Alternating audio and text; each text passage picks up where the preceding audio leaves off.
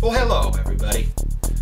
I wanted to do a real quick update video about what else but my camera equipment, and most specifically I wanted to make a lens recommendation, and it's because I've been using it for a couple weeks.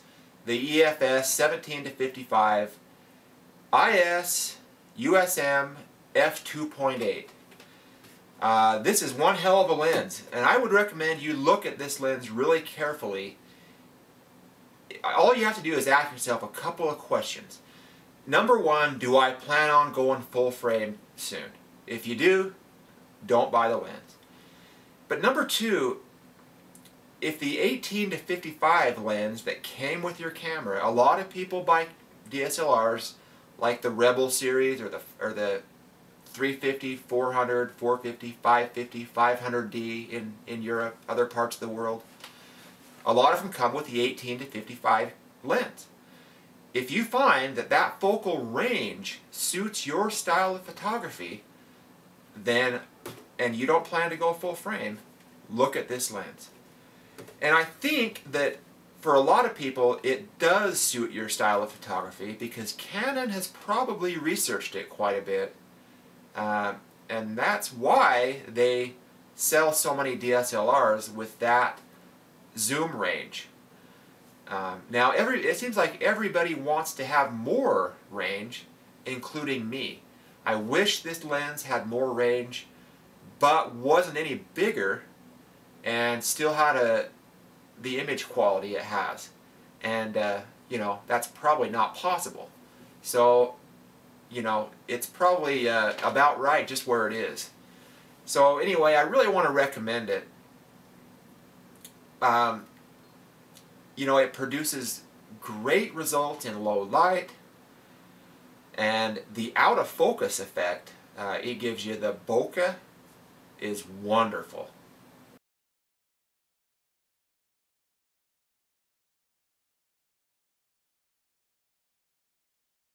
Okay, now stay with me. It's just a couple more.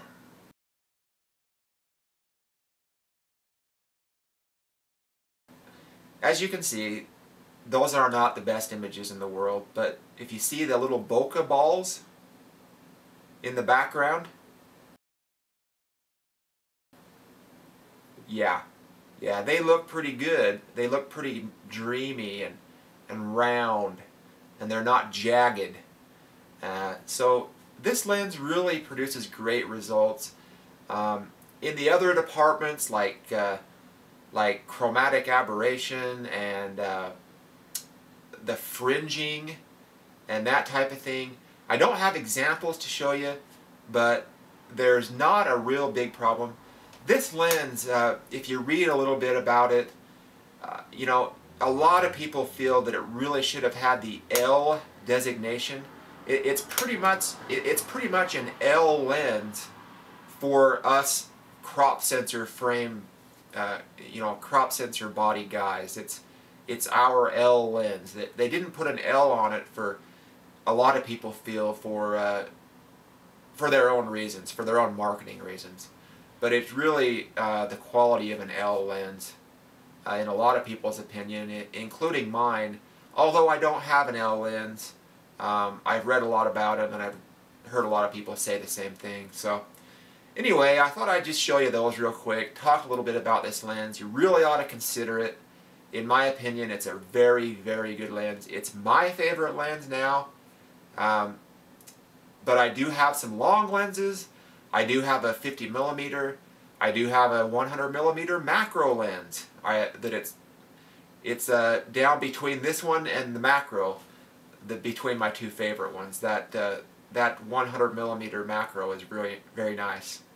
But anyway, the 7D, I wanted to talk real quick. I've had the 7D now for about a month, and you know, if you're a Canon user or a first-time DSLR buyer, really highly recommend it.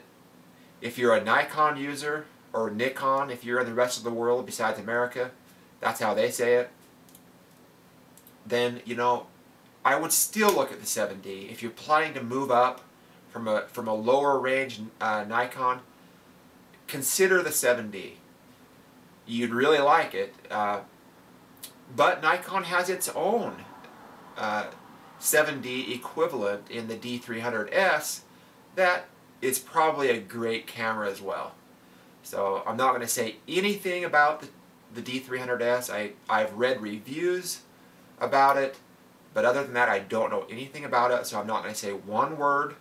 But I would just recommend that everybody check out the 7D. If you're thinking about going with a camera of that caliber, it's great. I mean, I can't find fault with it. I can't find fault with it. If it had a articulating screen on the back that moved around, then in my opinion it would be perfect. I did have one problem when I first bought it that I think now was due to me upgrading the firmware, and I think I was trying to run it. I must not have reset it or something. I think you're supposed to take the battery out for a period of time and then put it back in, and I think I forgot to do that, and I got an error message. But after I did that and found out I needed to do it and did it, I haven't had a problem since. That's the only problem I've had with this camera, was after the firmware upgrade. And at first I thought it was due to an aftermarket battery, but that battery has been as good or better than the Canon battery, and it's an Optica battery. They just came out with them apparently, and on Amazon they have like 3 reviews, and one of them's mine, and I really give it high praise. They're good replacement batteries for the 7D and the 5D Mark II, because they take the same battery.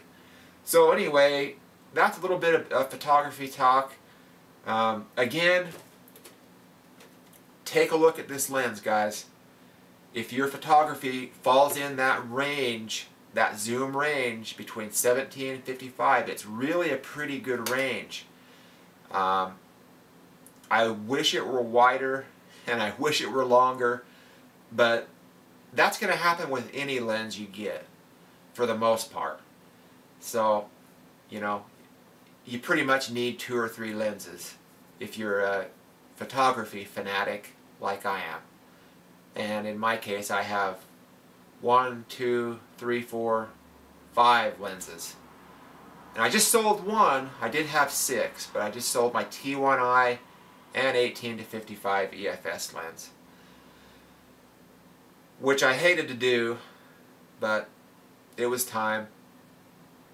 Hey, you guys have a great day, and we'll talk to you soon.